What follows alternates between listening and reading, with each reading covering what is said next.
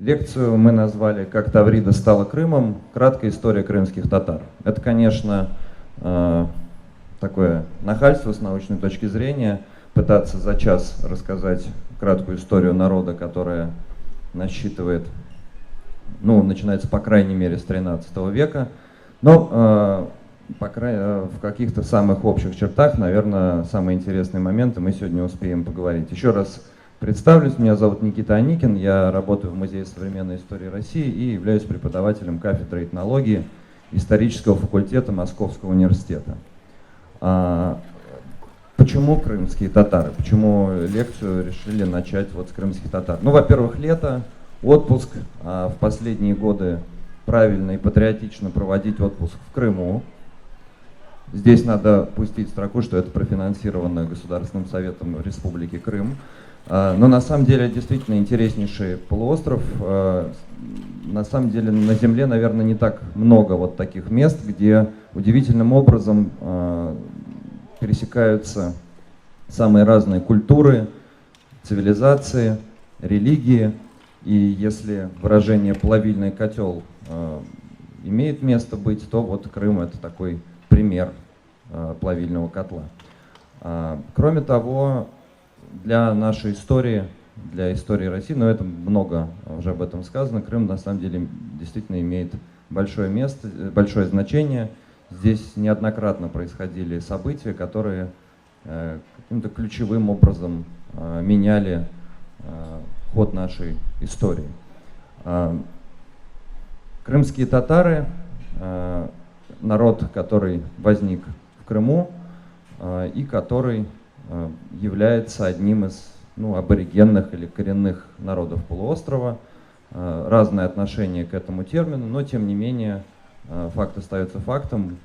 Судьба этого народа связана с этой землей.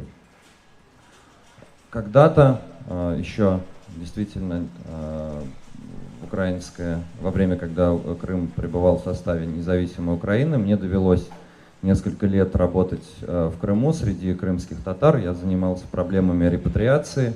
Наверное, многие из вас, а может быть все, слышали, что крымские татары были в 1944 году депортированы из Крыма по обвинению в коллаборационизме. Собственно, в 1943-1944 годах многие этнические группы, народы подвергались насильственному переселению по тому же самому обвинению, по обвинению в коллаборационизме: чеченцы, ингуши, карачаевцы, балкарцы, калмыки, турки-месхетинцы. Список можно долго и бесконечно долго продолжать. Но судьба крымских татар здесь достаточно исключительна, можно сказать, потому что когда в 1956 году начался процесс реабилитации этих депортированных ранее народов, все они, большинство из них, помимо того, что с них были сняты обвинения в коллаборационизме, им разрешили вернуться на свои места. По-разному происходило возвращение, не то чтобы бесконфликтно, но вот крымским татарам вернуться не разрешили. И это наложило, так скажем, к этой травме депортации еще дополнительный момент, еще сильнее ее углубило, эту травму, эту обиду, потому что остальным разрешили, а им нет. И вот до перестроечных времен, до начала перестройки в Крыму насчитывались буквально, может быть, хорошо, если 5 крымских татар жило. Прописываться они там не могли. Если они там появлялись и узнавали, что это крымские татары, их депортировали. Более того, в советской литературе слово «крымский татарин» было определенным образом вообще из советских газет, это из литературы, кроме уж совсем специализированной исторической, фактически было вычеркнуто, потому что одна из, возможно, задумок заключалась в том, что крымские татары станут просто татарами. Они везде по переписям, везде учитывались как просто татары. И здесь этот момент тоже надо отдельно обговорить, потому что вообще в нашей традиции очень большая путаница с словом «татары», и в русской традиции. Слово «татары» даже в научной использовалось практически применительно ко всем народам, тюркским народам Российской империи, сибирские татары, собственно, еще в начале 20 века такого этнонима, как азербайджанцы, вообще не использовался, потому что они назывались кавказские татары, как и часть других тюркских народов, проживавших на Северном Кавказе. С крымскими татарами произошла примерно та же самая история, потому что сами себя они крымскими татарами, конечно, никогда не называли, а называли себя крымлы, то есть крымцы, жители Крыма. Крым, как мы видим географически,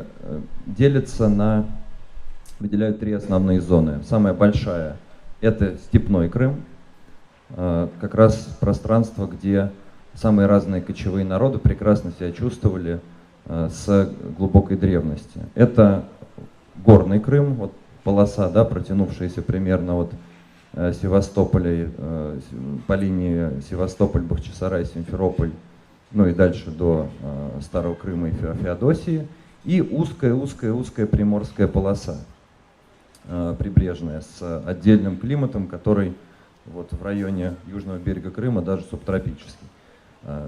Соответственно, природные условия сильно различаются, и сильно различается культура тех народов и образ жизни народов и даже групп, которые вот там пребывали. Это же самым таким характерным и ярким образом отразилось на крымских татарах, потому что на самом деле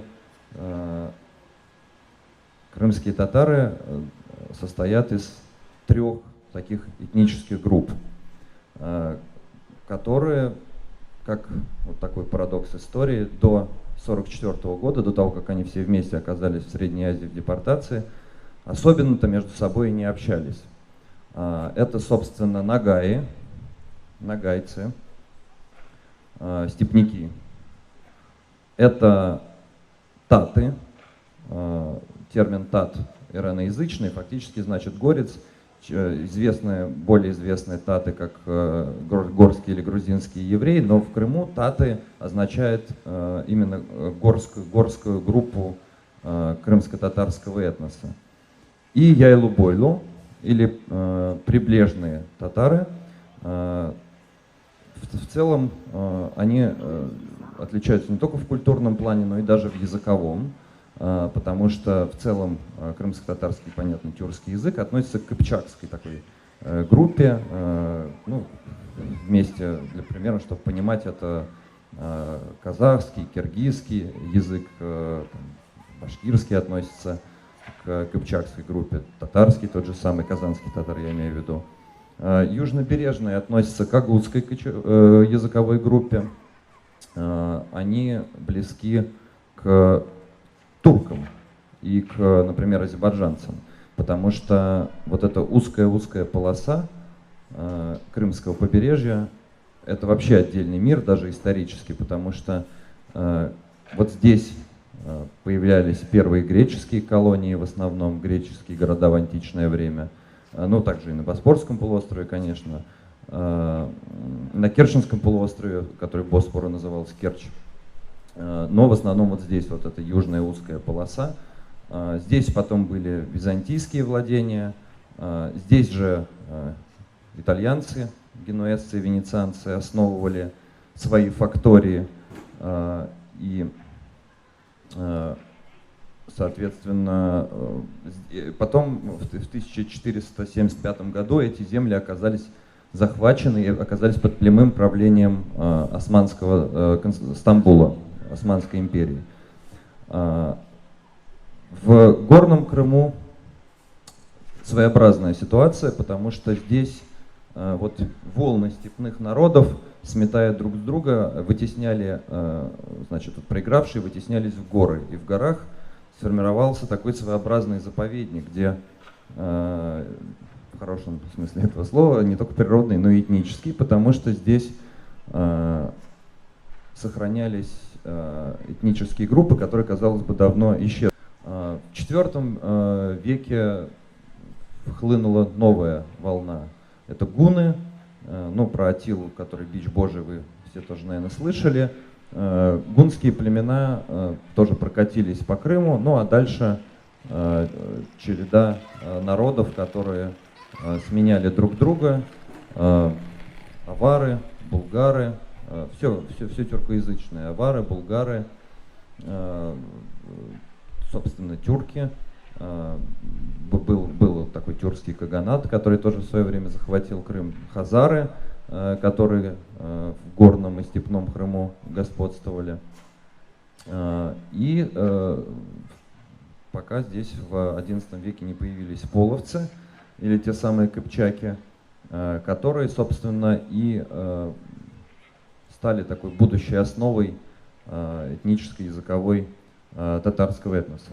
Вот середина 15 века, время на самом деле такое ключевое, потому что, с одной стороны, в 1441 году ханом Хаджи Гераем, а династия крымских ханов называлась Гераями.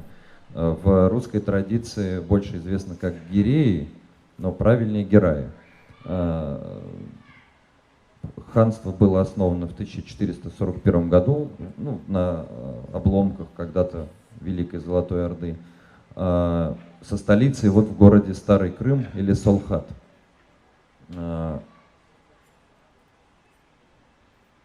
Тогда же в середине второй половины 15 века Крымский полуостров попадает в сферу влияния Османской империи. Вот южная эта полоса, это зона генуэзских колоний. Она разные названия имела, вот эта территория, вытянутая от южного берега Крыма до Феодосии, Климаты, Газария, от когда-то правивших здесь хазар. Но к тому времени господствовали здесь генуэзцы. Голубым выделено княжество Феодора. Это такое интересное феодальное образование, которое существовало со столицей в Мангупе. Развалины этой крепости можно увидеть и сейчас. Княжество православное, основное население которого составляли аланы и готы. Аланы — это тоже одно из ираноязычных племен, которые вот до пришествия сюда хазар и булгар одно время проживали в степном Крыму, а потом были вытеснены в горную часть и вот там вместе жили с готами, поменяв образ жизни.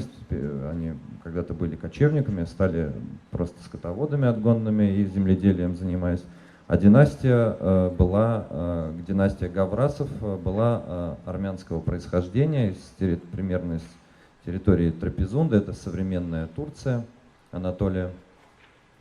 Княжество Феодора держалось, отчаянно сопротивлялось туркам-османам, но в конце концов тоже в конце 15 века было захвачено, и при этом Крымское ханство не вошло в состав, оно продолжало существовать как государственное образование, но вассальное Османской империи. А вот как раз бывшая территория Климатов, вот этих генуэзских колоний, Приморская, она находилась под прямым управлением султана, то есть это была просто часть Османской империи, просто территория Османской империи. Население здесь тоже было неоднородное. Прибрежная вот эта зона, она мало подходит для земледелия, зато гораздо больше там было распространено, понятно, всякие морские промыслы, рыболовные. И здесь даже во времена владычества генуэзцев в основном проживало греческое население. Ну и, понятно, приморские торговые города, это армяне, греки, евреи, то есть самое такое пестрое и смешанное население. Вообще отношения между Крымским ханством и Россией, Московией, тогда московским государством, Россией, складывались, прямо скажем, неоднозначно.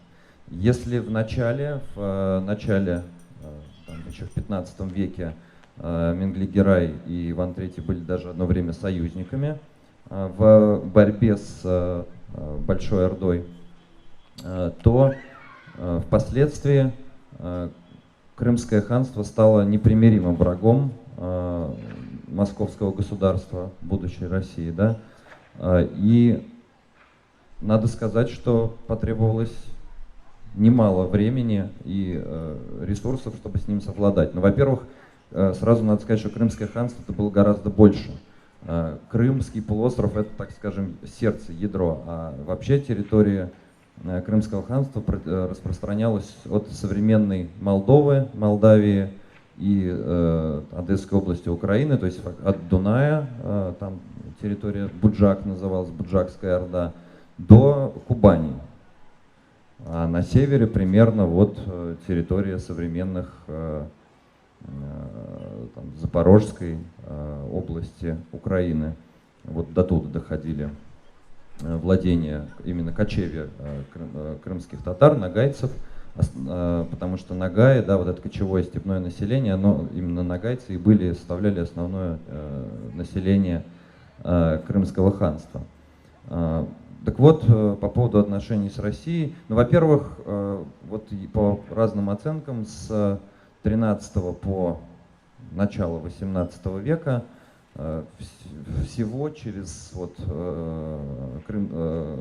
рабовладельческие рынки в Крыму прошло до 3 миллионов человек. По тем временам это запредельное количество, то есть постоянно, каждый год, практически каждый год, вот крымцы ходили в походы на север, в том числе за живым товаром. Справиться с этим было крайне сложно, потому что наездники, они прекрасные, прирожденные воины кочевые и мобильные, прекрасно знающие степь, гоняться за ними регулярным войскам. В то время было регулярным войскам, что русскому, что польскому, войску Речи Посполитой, да, было практически невозможно. Но вот пытались строить засечные черты, они до сих пор под Белгородом, под Тулой сохранились, можно даже остатки этих засечных черт увидеть, когда валился лес, строились крепости, на основных дорогах и степях ставились заставы. Стоило это огромных по тем временам денег, эффективность была, ну, так себе, потому что регулярно татары прорывались до Москвы. При Иване Грозном, казалось бы, вот такой рассвет русского средневекового государства.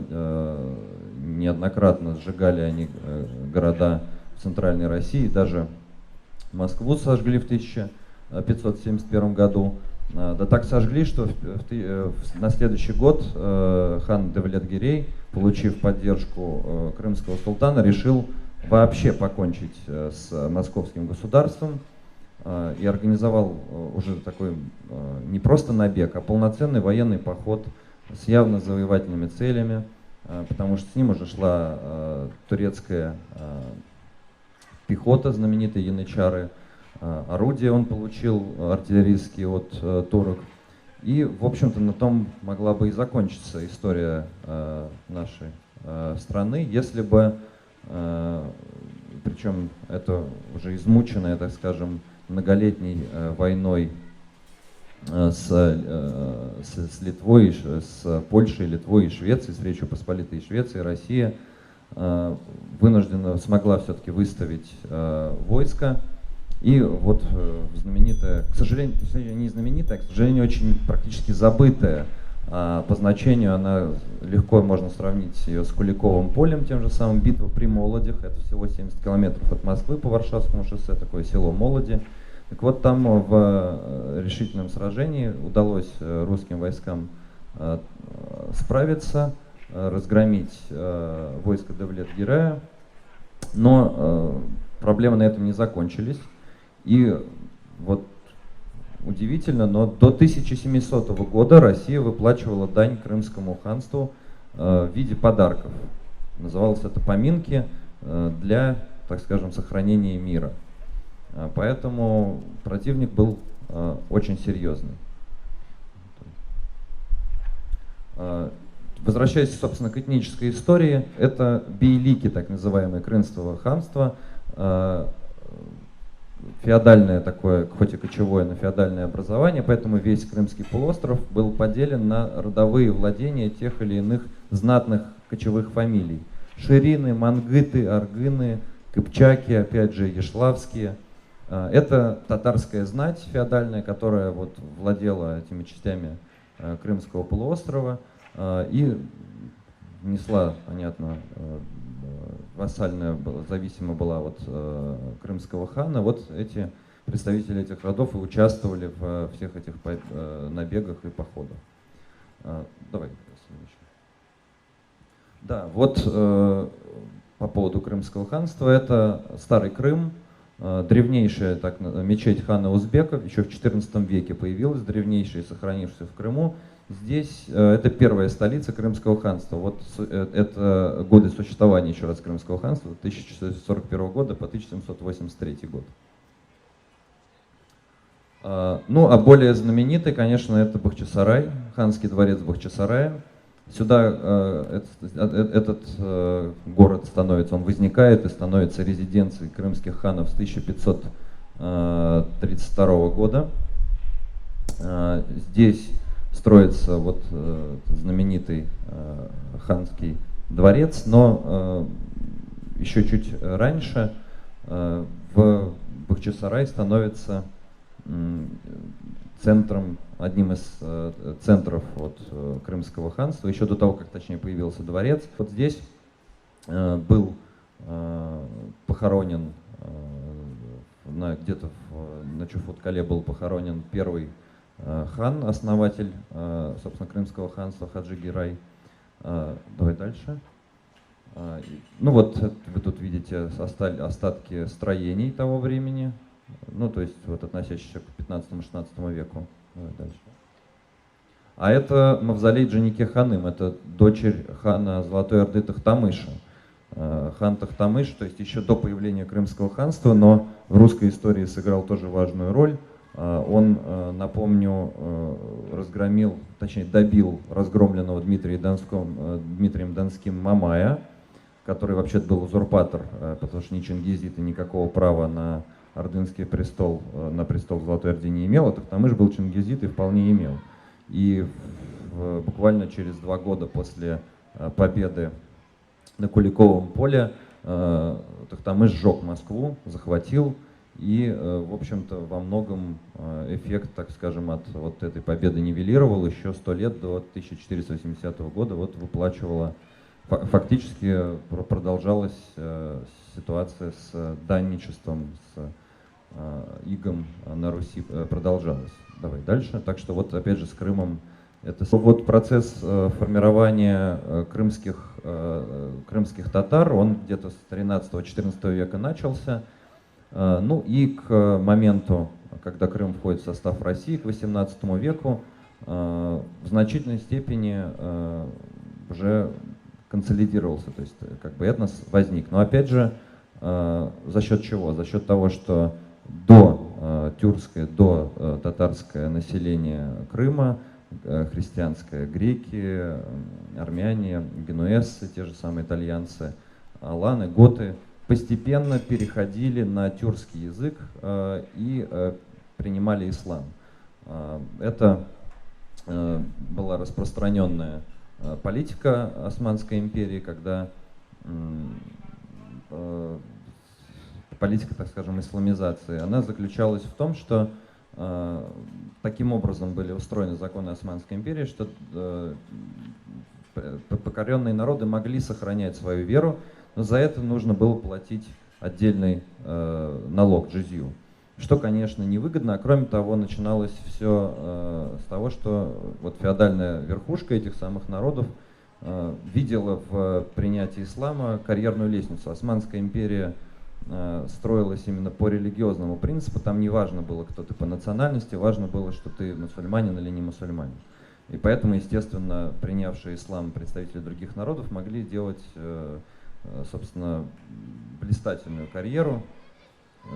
Собственно, к концу существования Османской империи, к XIX веку, там, к 18-19 веку в османском языке, это вообще отдельный был язык в Османлии, который мало общего имел с современным турецким. Там было такое количество заимствований из греческих, армянских, персидских и других языков, что основатель современной светской Турции Кемаль Паша Ататюрк в 20-е годы просто вынужден был вычищать его полностью и создавать фактически заново новый язык. И, кстати, использовал в том числе и для этого язык крымских татар и караимов как такой вот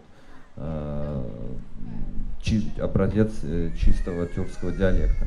Вот южнобережные и горные татары, таты, у них как раз женщины очень свободно выглядят, с открытыми лицами. Это отмечали многие путешественники. В целом, если говорить об антропологических типах, то вот у нагайцев больше выражены монголоидные черты, а так это южные европеоиды, похожие на близкие по облику к грекам, туркам, азербайджанцам. Да, вот это как раз литография Карла Бассоли середины XIX века, татары, путешествующие по степи. Вот те самые нагайцы. Мы говорили о половцах, вот в средневековых хрониках вот именно так выглядят половецкие кибитки. Двухколесные, верблюд как главное, да, тягловое животное, такие высокие кибитки на двух колесах. Это очень древнее транспортное средство, которое вот у них сохранялось, именно у нагайцев. Давай дальше. Что же произошло после воссоединения, после не воссоединения, а присоединения Крыма к России? Ну, во-первых, Екатерина, дело в том, что процесс присоединения Крыма произошел не сразу. Было две русско-турецкие войны, и войн было, конечно, гораздо больше, но именно в конце XVIII века. И в начале Крымское ханство получило по договору между Россией и Турцией, Крымское ханство получило независимость от Османской империи, чем, конечно, российское правительство не замедлило воспользоваться и назначило во главе Крыма хана, Шагин-Герая, который был лоялен Москве. А уже вот это в 1774 году было. А в 1783 Крым был уже присоединен к России, примерно 500 тысяч здесь жило, и большая часть из них татары. И вот ближайшие, последовавшие за этим 10 лет, огромная волна миграций. Около 300 тысяч татар из Крыма выехало. Это и степняки, в первую очередь, которые более подвижные. И где-то вот несколько сотен тысяч татар Крым покинуло. Была следующая волна миграции или мухаджирства в середине XIX века после Крымской войны, после поражения России в Крымской войне. Турция была, в общем-то, одним из противников России, и после там это все совпало с Кавказскими войнами, и вот значительная часть татар во вторую эту волну тоже покинула Крым. Из 500 тысяч в 1783 к 1993 году осталось примерно 130 тысяч человек. И тогда, ну то есть Крым в значительной степени опустел, в первую очередь степной, потому что выехали более подвижные нагайцы. Эта миграция привела, кстати, к тому, что крымско-татарские диаспоры сегодня существуют на территории Турции, Румынии, вот как раз из числа тех, кто покинул Крым когда-то. Те, кто остались, да, во-первых, Крым стал активно, Екатерина, в принципе, в это время при Екатерине происходит активная колонизация всего Северного Причерноморья, как раз возникает Новороссия, которая территория исторической Новороссии, опять же, от Дуная, от современной Приднестровья и Молдавии до Северного Кавказа, Предкавказья точнее. Сюда привлекаются переселенцы из русских и украинских губерний, из Прибалтики, из Западной Европы. В Крыму возникают колонии самых разных народов, некоторые из которых села колонии сохранились даже практически до наших дней. Это и эстонские, и болгарские, и немецкие поселения. Но что же происходит с крымскими татарами? На самом деле оставшиеся крымские татары не то чтобы были вычеркнуты как-то из жизни Российской империи. Нет, это не так. Старались, несмотря на то, что вот часть земель крымских татар раздавалась переселенцам, которые когда-то принадлежали крымским татарам и русским дворянам, но одновременно правительство царское старалось завоевать их лояльность, и вот формируются в русской армии отдельные кавалерийские части. Уже вот через год после присоединения Крыма появляется указ высочайший о составлении войск из новых подданных в Таврической области обитающих. Крым, собственно, да, еще древнее античное название Таврида. Слово Крым имеет сложную этимологию, но, по всей видимости, вот крепость твердыня. И, собственно, слово Крым где-то вот в 13-14 веке возникает и распространяется на полуостров. Вот в царское время, в конце 18 века, снова этот античный термин Таврида используется, называется это Таврическая область, и были набраны несколько национальных дивизионов конского войска, в которые периодически то набирались, то распускались. Вот против Наполеона воевали в составе ополчения 4 крымско-татарских конных полка, из которых 3 дошли до Парижа в 1814 году. Впоследствии отдельно формировались эскадроны крымско-татарские, один из которых, вот лейб-гвардейский, входил даже в конвой собственного его величества. То есть, в общем-то, это очень высокий такой знак уважения, почета в отношении новых подданных. И до начала 20 века такие формирования существовали. С 1874 года на крымских татар была распространена всеобщая воинская повинность, то есть фактически такое полноправное признание их уже во всем полностью как подданных Российской империи, полноправных. И вот в 1909 году один из крымских конных полков получил название Крымского конного Ее Величества Государыни Императрицы Александровны полк, в который себя в списке этого полка зачислил последний русский император Николай II. Он вообще, русские императоры к Крыму относились с большим вниманием и уважением. Николай II лично бывал в Крыму, есть фотографии, как он посещает вот как раз караимские кенасы, и, там, отдает, так скажем, дань уважения народам, которые там жили. Вот здесь тоже как раз это степные типы крымских татар. Это татары из разных уездов Феодосийского, близ Судака, в общем, степной Крым. Давай дальше. Что касается депортации, то это действительно тяжелейшее было испытание, потому что вывозились, понятно, люди на необустроенные территории. Поначалу достаточно высокая была смертность, особенно среди детей. В первые 3 года до 19% достигала смертность. То есть на самом деле, конечно, шок и такая память об этом сохраняется и будет сохраняться у крымских татар еще долго.